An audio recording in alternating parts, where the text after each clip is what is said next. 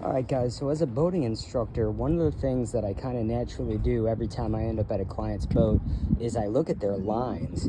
And so often I find myself retying them.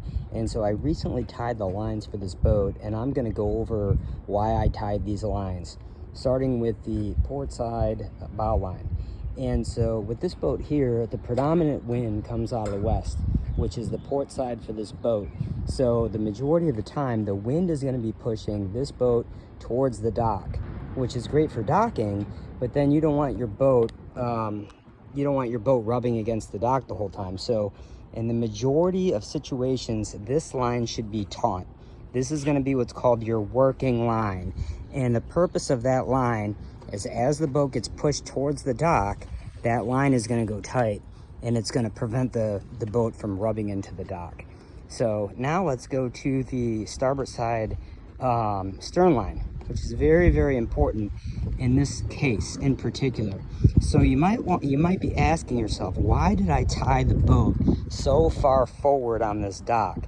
The boat is a 23-foot robalo, and this dock is 30 feet long. So one of the reasons why I tied the boat so far forward is that the boat owner wanted to be able to use this 4x4 to grab onto as they get off the boat. So that's the reason why I tied it so far up. The other great thing is this stern line is super, super long. So whoever is responsible for connecting the lines to the boat, they have a good amount of time to get this line on this cleat, on this starboard stern cleat.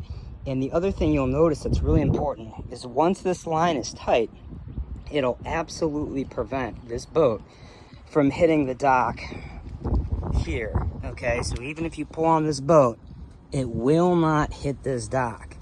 Okay, so when docking, as long as that stern line is on that rear cleat, you now no longer have to worry about the boat hitting this dock up here. It'll absolutely prevent that. So the second line you want to tie up, so when you're coming in terms of order, you want to tie up the stern first, okay, the starboard side stern. That's the number one most important line. Then you want to grab this spring line, midship spring line. This is the second line that you want to tie up. And then with the predominant wind coming out of the west, most of the time the boat is being blown towards the dock. So the bow lines aren't even going to be immediately a concern. So they don't need to be tied in any particular order, and they're also not a real big rush.